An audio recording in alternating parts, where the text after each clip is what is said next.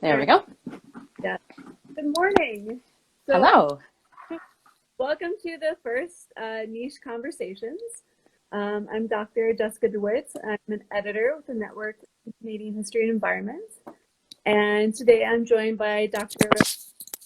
Beausaert, who wrote a research piece for us titled From Kitchen to Kiln, Women's Culinary Labor on Ontario Farms from the 1950s to the 1970s. Dr. Beausaert, would you like to tell us more about yourself? Sure. So I completed my PhD in Canadian history at York University. I have been an adjunct professor at the University of Guelph since 2013. I also teach as a sessional instructor at Wilfrid Laurier University and Seneca College and wherever I'm needed. My doctoral dissertation was about women's leisure activities in late 19th and early 20th century rural and small town Ontario. Moved more into the fields of food history in the First World War. Still, though, doing leisure history, sports history, but with that rural and small town focus. Awesome. So your article for NiCHE focuses on women's labor on tobacco farms. So I wonder if you could just talk about what that labor was, why it was important. Sure. So a lot of different tasks, but generally they were relegated to jobs that were a little less sort of requiring physical strength. The heavy lifting was generally left to men on the farm, but there were still many different ways that women needed to contribute labor on tobacco farms, and their labor was needed throughout the season. So in April and May, when tobacco plants were in the greenhouse, women were usually the ones pulling plants, and then late May, they were out in the fields planting the tobacco. And then in July, they'd often be in the fields doing what was called topping and suckering. So you're taking off from the plants growths that impede the plant's progress. And then when harvest began in late July, women usually, in terms of sort of a physical labor task, were at the kill. So if it was a stick kill, they'd be on the tying machine, which was the machine that basically got the tobacco into the kiln. So they would be the ones putting it on the sticks. Or if it was a bulk kill, they would be what we called filling kill. So it's the same sort of thing. It's just a different type of kill. And women also worked in what was called the strip room. That's where the cured tobacco was graded and sorted and baled.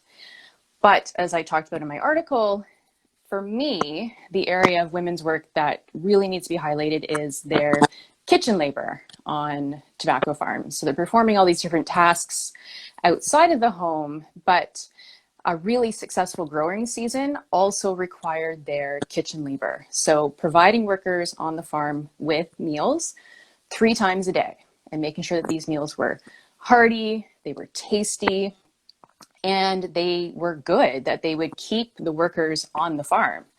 So lots of different ways that women contributed their labor. Awesome. So one of the parts of the article that I really loved was that short, the paragraph that you had about your personal connection, your familial connection to this topic. This is something that I like to think about a lot.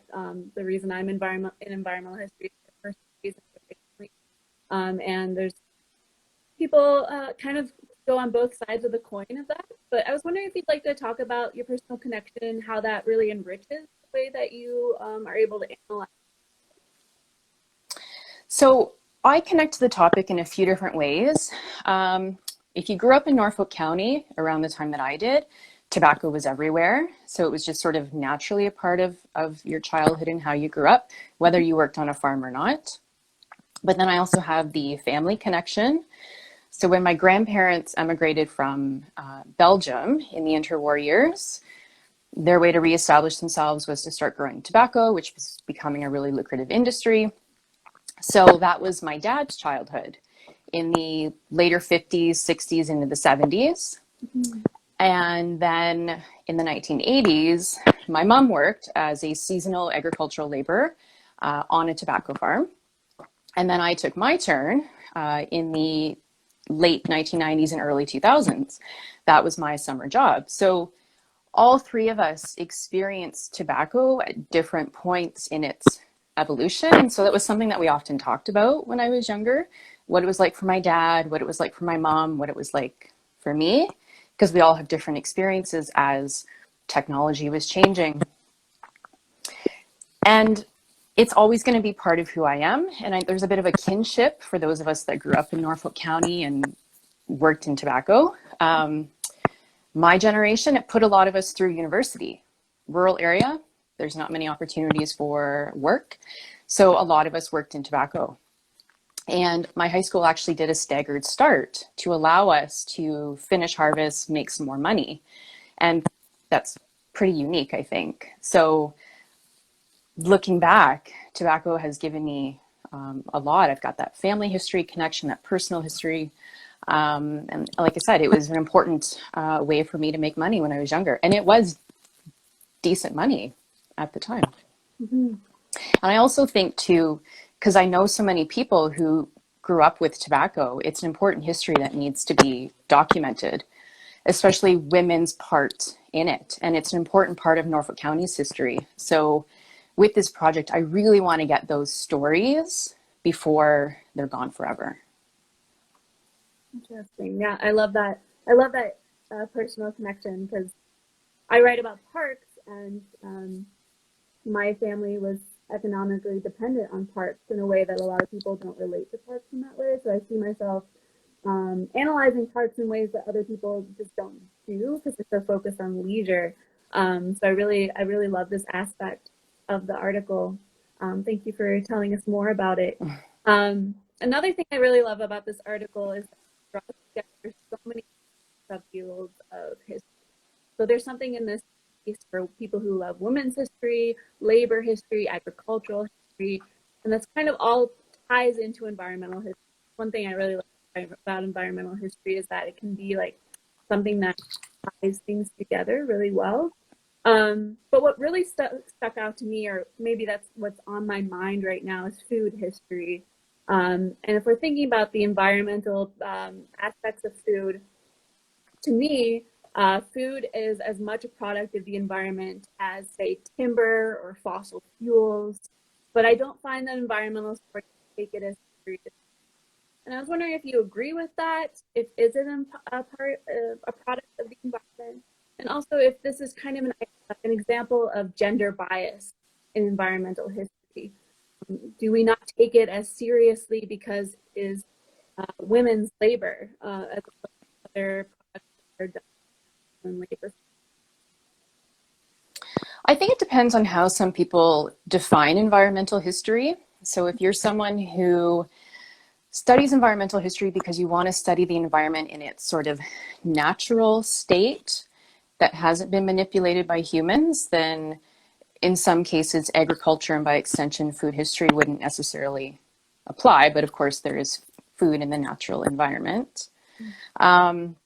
But I think the studies that you mentioned that some environmental historians do are definitely important, for sure. That's an important part of the discipline. Mm-hmm. But there's certainly room for food history. I think food history and environmental history are natural allies. I don't think you can really study each without studying the other. Mm-hmm. And food history in the past has suffered from a bit of a reputation of not being a legitimate discipline. I think historically, serious historians sometimes, just brushed food history off. That's what chefs and journalists do. That's what people at museums and living history sites do. It's not a legitimate field of study. But luckily, food history is now being taken seriously, more seriously anyway, because embedded in food history is every other field of history and discipline: politics, economics, gender, race, religion, class, the environment, agriculture. So I think we need to include a little bit more food history in these other fields. As for there being a gender bias, I do think that there is more room in environmental history for studies and works about women, whether it's women traversing the natural environment or women manipulating the environment or experiencing the environment. And incorporating more food history could help with that because so much of food history is tied to women and women's labor. So many societies and cultures over the course of time, agriculture, growing food, nurturing food, preserving food has been women's domain. So that would be a nice way to bring more gender, more study of women into environmental history. And that's something that I want to do with this new project. By looking at tobacco farms, I'm looking at women's labor outside the home, on the farm, in the fields. And then I'm also looking at them inside the home, the environment of the home, how they're bringing the outside in because they're the ones, they're growing food, they have gardens, things like that. So it's cooking, but it's using the environment in their cooking. Mm-hmm. Mm-hmm. Wow, that's a lot to think about, and it really enriches the piece that you wrote for us. If people want to follow this project as it develops, is there anywhere that people can contact you or follow you online? So I'm still fairly early into this project. Unfortunately, COVID has meant that I can't go and do the interviews that I want to do. So there's still lots to do. So I can post on Twitter as the project progresses. So on Twitter, I am Rebecca Bow 14. Okay. Because I like to post, especially different articles from the Canadian tobacco grower that show some of the recipes that these women were making on tobacco farms, because there's such neat little nuggets of culinary history. So I think I'll be posting some of those as I go on in my research. That's fantastic. Well, I just want to thank you for your time today, and thanks for illuminating some more aspects of the article that you wrote for us. And thank you so much. Thank you for having me. Bye. Bye.